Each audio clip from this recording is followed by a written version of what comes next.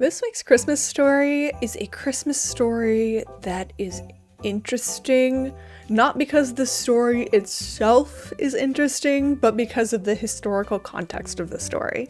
The story itself is a good story. It would be completely at home in any, Hallmark movie channel offering, although, to be fair, the Hallmark Channel of late has been getting more and more unhinged.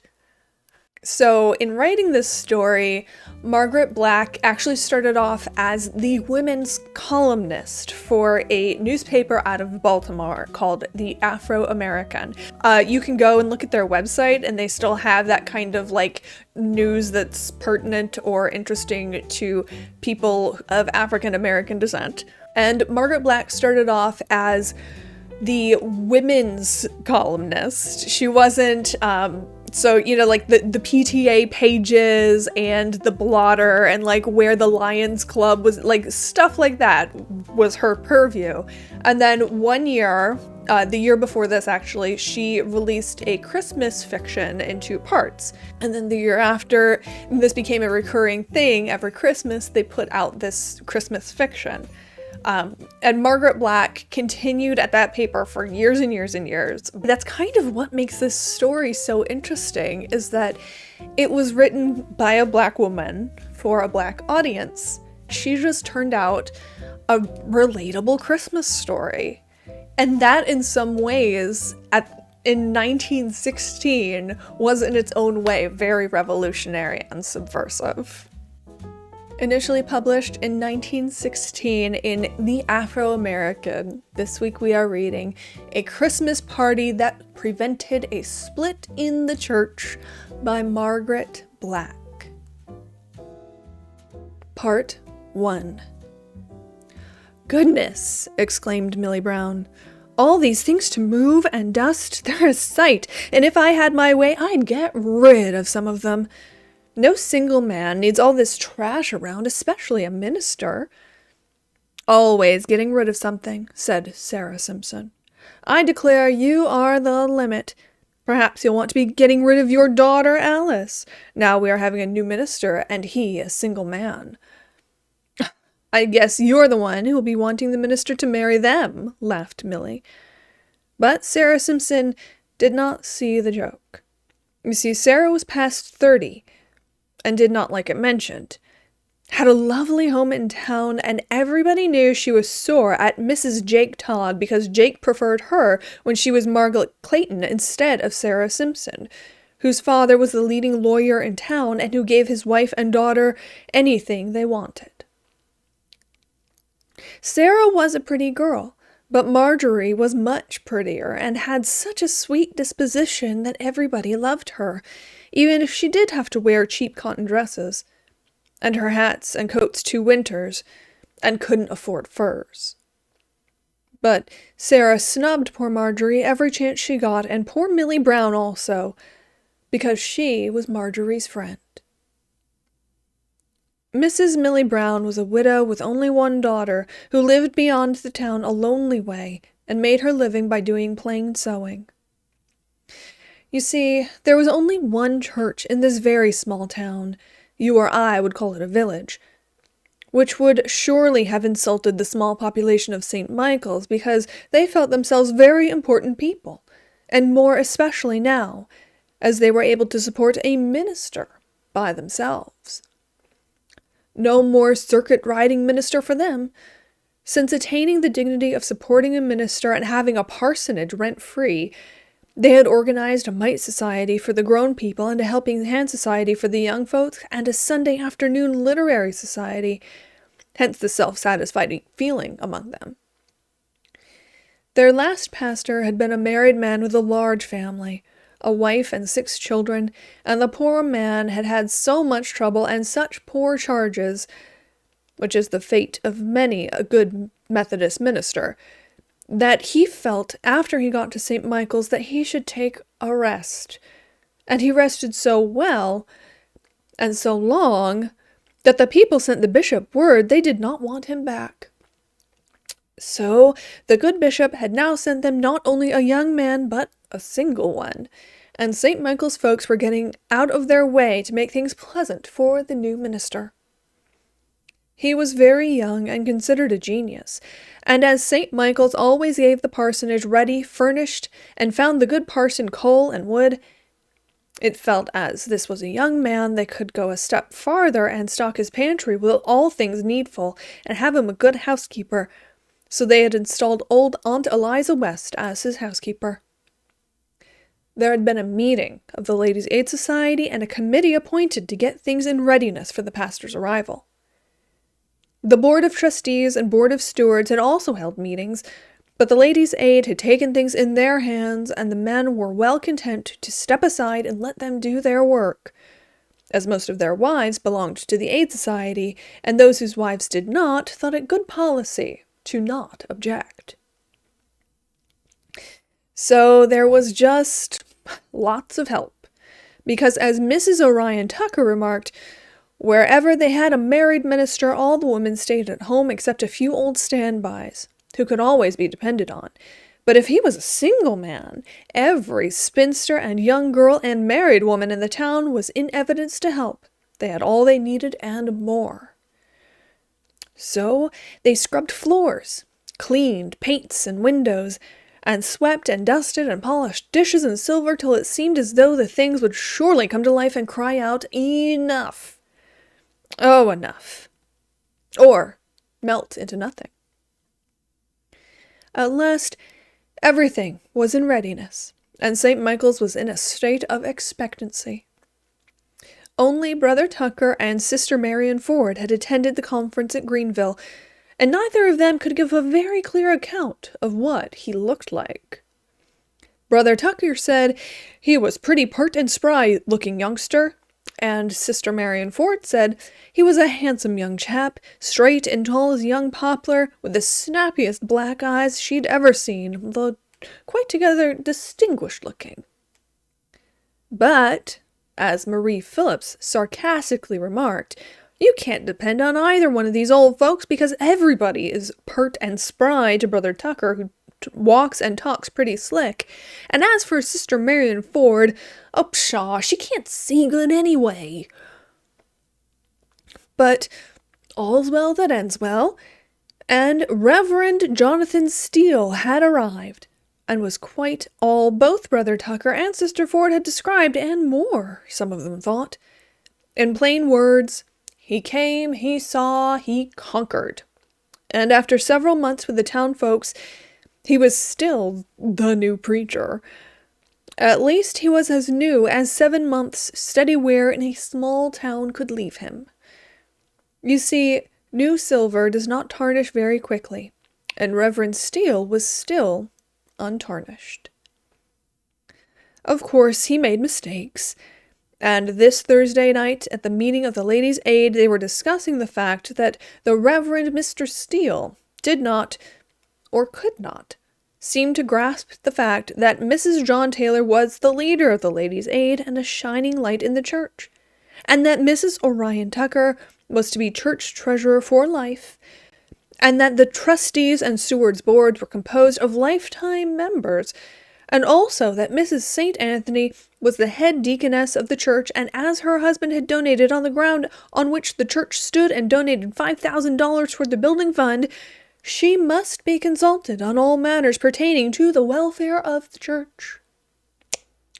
How was the Reverend Jonathan Steele, not a day over 25 and a young snipe just out of college, as Mrs. Tucker emphatically declared, to realize the importance of each separate man's and woman's work in his ever-increasing congregation?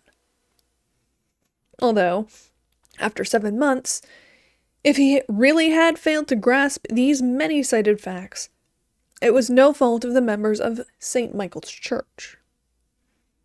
"Things seem to be moving along rather smoothly," remarked Mrs. Phillips.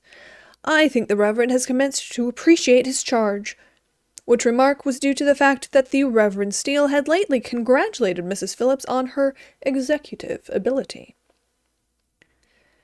The ladies were lingering over the task of sorting out table linen and dishes after the yearly oyster supper for the benefit of the steward's board. "Yes," said Mrs. Phillips, How our girls did work! They are coming into the church and working like soldiers, and are not near so thoughtless and silly as they used to be." "Oh, yes," said Mrs. Tucker, sarcastically. "It really is remarkable how they work. An unmarried minister can inspire so much enthusiasm among spinsters and women with marriageable daughters." "Well, I'm not making any unkind remarks," said Mrs. Phillips, virtuously. "Well," said Mrs. Tucker, "neither am I. But I can't help noticing things when they happen right under your nose. I have eyes to see with, and although we might not care to spread it in broadcast, we can all see the difference between the treatment accorded Reverend Butler and that given Reverend Steele. You see, Reverend Butler was an acquainted, married man, while Reverend Steele is a very live, young man. With Reverend Butler we crawled along, and the community hardly knew we existed, while now we are increasing by leaps and bounds. Fairly flying." "Well," said Mrs. Phillips, "it's natural, isn't it? The young—" "Of course it's natural," broke in Mrs. Tucker. "Life is just a succession of thrills, anyway, and we all run after that we don't have. Didn't I run a little after my old man Orion? And didn't you run after Nathan?" "No, I didn't," snapped Mrs. Phillips. "I never took one step out of my way for Nathan Phillips." "Oh, well, you grabbed him mighty quick when he asked you.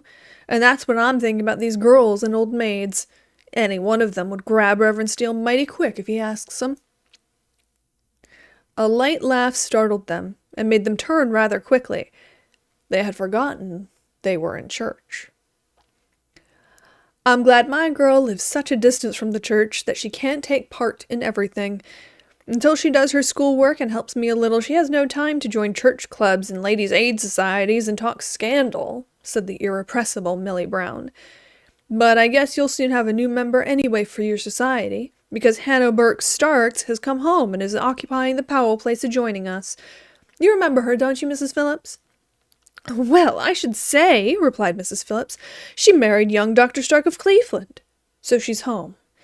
Is her husband with her?" "Oh, no, she's a widow," said Millie. "And I'm thinking a pretty wealthy one at that." "You don't say," said Mrs. Tucker. "How do you know?" "Well, by the style of her and the way she lives and the improvements she's making in the place. She has house servants, a gardener and chauffeur, and a man to tend the farm, and she has all the house done over. You won't know the place when she's finished. And she has an immense touring car and the dearest coupe she runs herself. And then she rides and has a beautiful thoroughbred horse and just the finest of clothes." "Well," said Mrs. Phillips, "that don't sound like she'll be much of a church worker. But we'll wait and see. You never can tell." "Alice says she's lovely," replied Millie. "She's been very good to Alice." "We must call," said Mrs. Tucker. "It is so lonely out there." "Yes, it's lonely with only Millie and Alice for neighbors," retorted Mrs. Phillips. "But I'll have to study it over first. You see, I knew Hannah before she was married, and she was always a mighty independent little piece and held her head very high." "Oh, that's nothing," said Mrs. Tucker. "Birds fly high too, but they always come down for water. So perhaps your Hannah was lonesome and homesick for the sight of home and old faces, the reason she returned to St. Michael's." "Well, we'll soon see," said Mrs. Phillips. And see they did, in a way that didn't suit St. Michael's folks at all. The following Thursday, the Ladies' Aid met at Mrs. St. Anthony's. They always met at Mrs. St. Anthony's whenever they could, and that was 9 times out of 10, because her home was just a few steps below the parsonage, and they could see Reverend Steele whenever he came out or in, or had visitors. And then, being close, he sometimes dropped in and took tea with the ladies, only when he came they served cocoa and tea cakes because it was more fashionable. But this Thursday they were doomed to disappointment because Reverend Steele came out his gate, and every girl and old maid's heart beat a little faster, and each one either took her little chamois and touched up her nose a little for fear it might be shiny, or patted her hair a little smoother, or tucked a hairpin a little bit tighter. But with a gasp of astonishment, instead of turning in at Mrs. St. Anthony's and sauntering slowly up the walk as usual, he walked briskly by without so much as a glance at the house. The lady's aiders sat as though paralyzed, and little Marie Phillips, who thought he was on the eve of proposing to her, said, "Well, the nerve of him! I wonder where he can be going." "Well, if you say so," said Lillian Tucker, "I'll run and ask him." "Now, girls," said Miss Sarah Simpson, "don't get excited. You know, a pastor of a church like ours has so many important duties to attend to, he can't always attend our meetings." "Don't make excuses, Sarah," retorted Mrs. Phillips. "There isn't anything more important than our meetings." "Stung," laughed Lillian Tucker. "Perhaps he has gone to see the great and beautiful Widow Stark." And as though she had been a prophetess, the widow and the pastor came into view, quietly talking and seemingly interested only in each other. Everybody looked, and if only the pastor could have known each one's thought of him, who watched him so closely. The young girls were mostly amused, but the spinsters and married women were not so charitably inclined. Mrs. Stark was dressed in a fashionable tailor-made suit with hat, gloves, and shoes to match, and carried an armful of beautiful hothouse tea roses. At his gate they stopped, and she put out her hand and took his, and put all the roses in them, and then stooped and buried her face in them as though loath to part with them. And when she raised her face, he said something to her, and buried his face in them as she had done. "Look," said Miss Sarah Simpson, with a look of disgust on her face. "He is kissing and caressing them because she did so, right out in the street. Isn't it disgusting? And he seems to like her too, and here last Sunday he took us to task about expensive clothes and street walking and flirting and love-making in public, and—" "Do hush, Sarah," said Mrs. St. Anthony. "Look at the bunch of roses. If it hasn't cost a cent less than $5, I imagine I can smell them here. I wonder if he really likes roses." Mrs. Tucker seemed genuinely amused at some unspoken thought, and her quick, light laugh fell jarringly upon the members. "Oh dear," said one, "do keep quiet." "I don't see anything to laugh about," said another. "Well, he likes roses well enough to keep those," said someone else. "Seems so," said another. The gate clicked shut, and Mrs. Stark walked up along the street, unconscious of the storm she had stirred up. If she is so intimate with him, it's a wonder she wouldn't come to church and help with the church work, or join the society and help to do something, and she wouldn't have time to flirt with the minister, said Mrs. St. Anthony. "Has anyone," asked Mrs. Phillips, "asked Hannah Stark to join our society or one of the church clubs?" No one had. "I'll do it now," said Mrs. Phillips. "Hurry, or she'll be out of sight," they urged. They followed Mrs. Phillips to the door. Mrs. Stark had gone by, but she came back with a smile on her face and not a little amused at being accosted thus. Mrs. Phillips stood on the top step and resolved to do what she thought was her duty.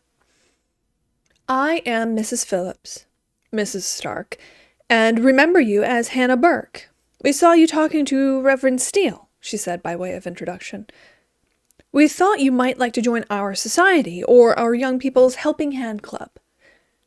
Mrs. Phillips was unaware how she spoke.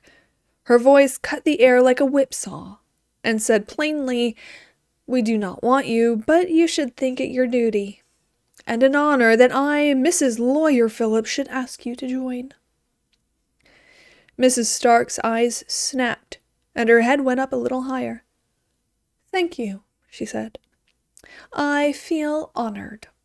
Does your pastor belong to these clubs, and is he a member of the Church Aid Society?" "No," exclaimed indignant Mrs. Phillips.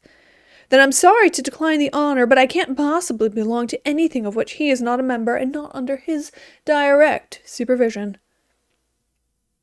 She was gone. Mrs. Phillips had to be helped in the house to the couch, and Mrs. St. Anthony was so angry she was blue in the face. I thought she would explode, and poor Miss Sarah Simpson fainted. In fact, everyone was out of commission except Mrs. Tucker, who got on everybody's nerves by laughing and saying, "I like that woman. She's got spunk and brains enough to give you a dose of nicely sugar-coated pills that help immensely." Before night, all St. Michael's had heard the story of the roses and the invitation to join the club, and it did not lose anything in the telling. Unconsciously, all St. Michael's formed a directive bureau to watch the pastor. They played detective, and they watched poor Reverend Steele's every move, and at last it had come to the conclusion he was hopelessly in love with the widow. Poor Mrs. Stark. Did she know how St. Michael's regarded her, or what they thought of her? If she did, no one in St. Michael's was any the wiser. Then, one Sunday morning a few weeks before Christmas, Mrs. Stark appeared at church, and the Ladies' Aid members that were present, I'm afraid, paid more attention to Mrs. Stark than they did to the sermon. In fact, I'm afraid they could not have given the text if asked. But I'm sure they could have told you all about Mrs. Stark's costume. At the Thursday afternoon meeting following, Mrs. Stark was the topic, as usual. "What's wrong with her now?" said Mrs. Tucker. "At first she was just a butterfly and a flirt, then she was haughty and proud, and then she did not attend church. She was a heathen, now she attends church. You are still fault-finding, and she is a hypocrite. What's wrong with her now?" she challenged. "Well, she is not a member," said Mrs. Phillips, "and she just came to have the pastor walk her home." "Whose business is it if she does? Don't you think Reverend Steele is old enough to look after himself?" said Mrs. Tucker. "Well, what do you expect of us? You'd be suspicious yourself, after those roses, if you were not so in love with both her and the pastor, that it takes all your time to champion their cause and snub your neighbors, all on account of a city woman, who is supposed to have plenty of money and fine clothes. I think she's bewitched you," remarked Mrs. Phillips, "as you have gone clean daft about her." "Well, I'm satisfied," retorted Mrs. Tucker. "My opinion of the matter is that we will lose all ground we've gained, and waste our profits, if we don't stop this unseasonable, unreasonable squabbling, come to our senses, and adjust the differences which have suddenly sprung up between the pastor and this society, all on account of his attention to a woman. And we are not sure that he's paying special attention to her. Because a man calls on a woman or walks home with her is no sign he wants to marry her." "Quite a sermon, Mrs. Tucker. Have you taken the Reverend Steele's place? Who elected you his champion?" sarcastically asked Mrs. Anthony. "Perhaps the members here are not to your liking and you wish to resign."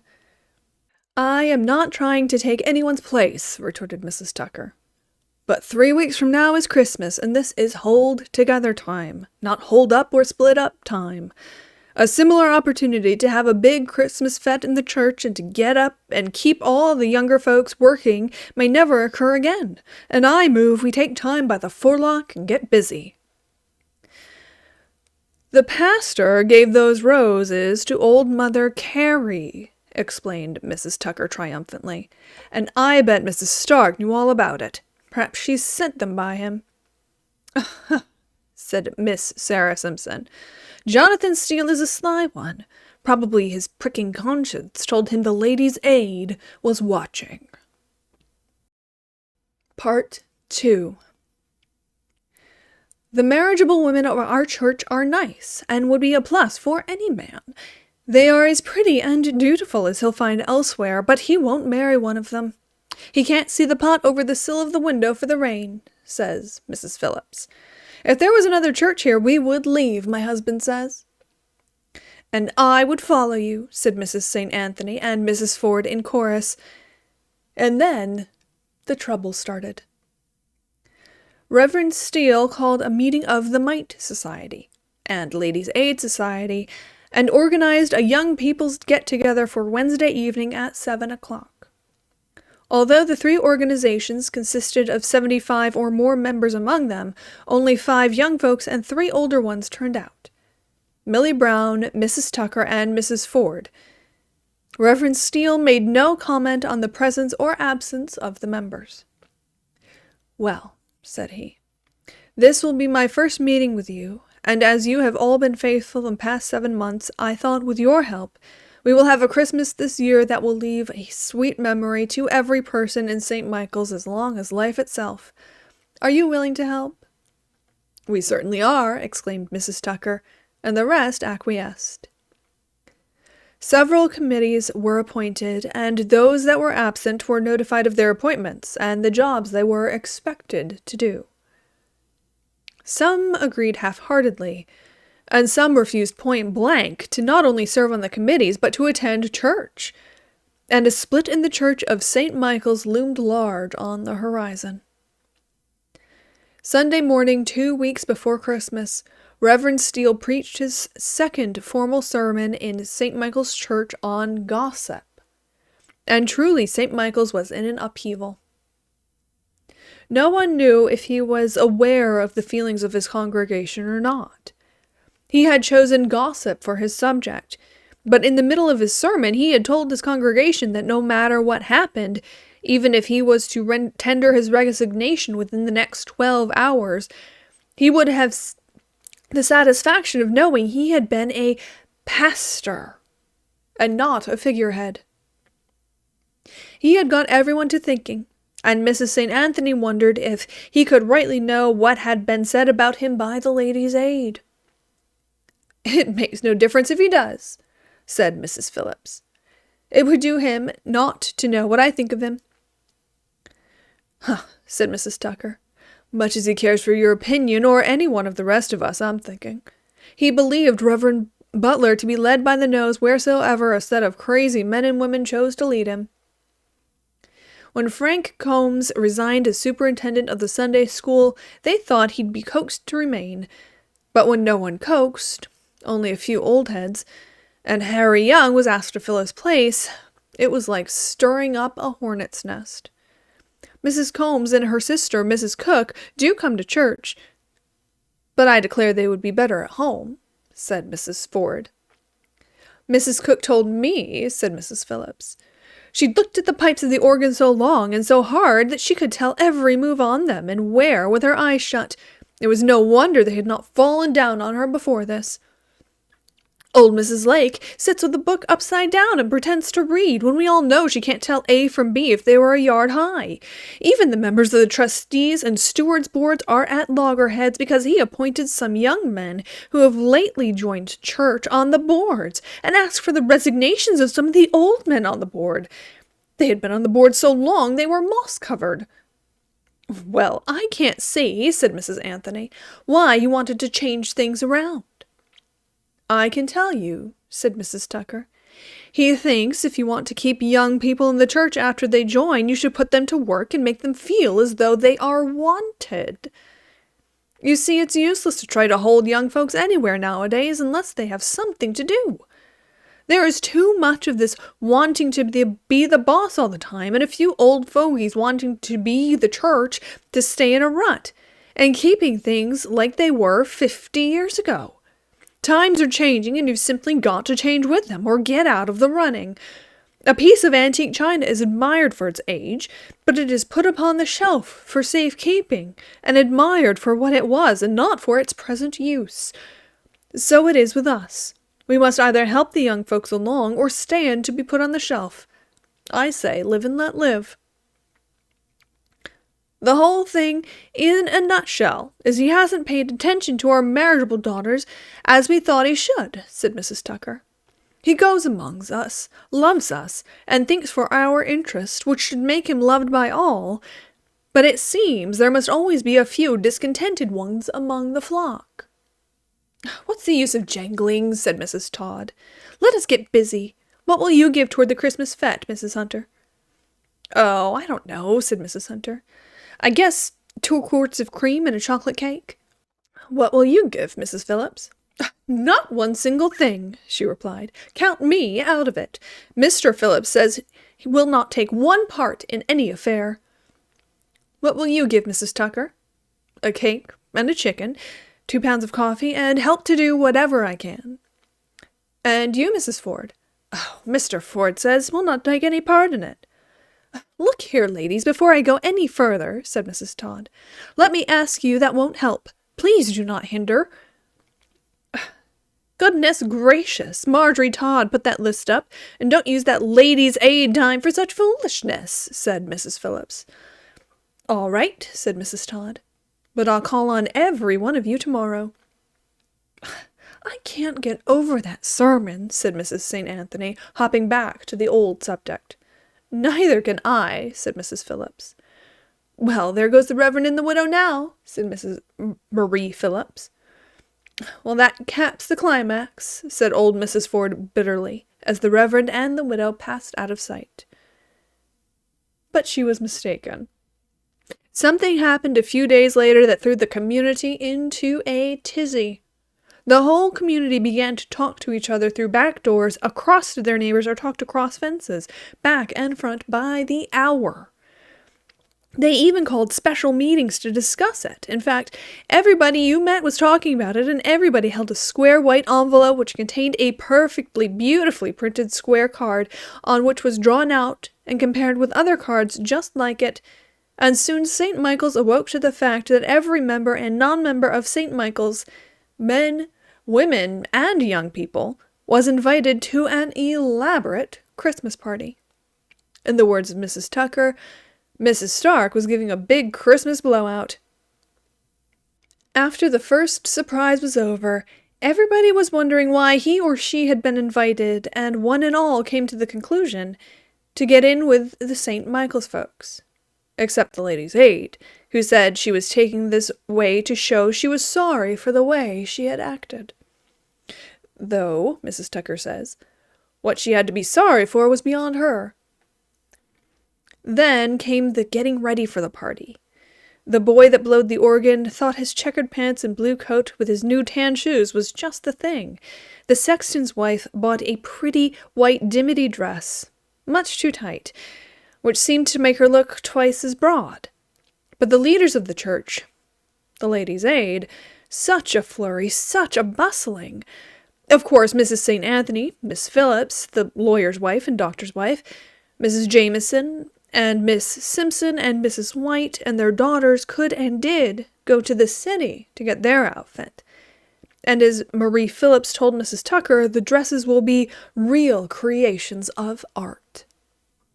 But the rest of St. Michael's had to be content to buy in St. Michael's, and to trust to Millie Brown, Violet Cunningham, and old Mrs. Thomas to make them.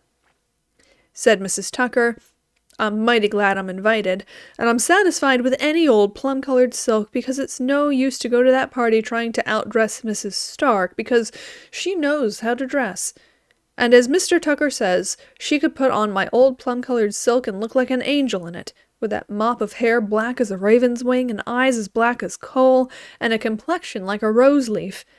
She looks like a big doll anyway.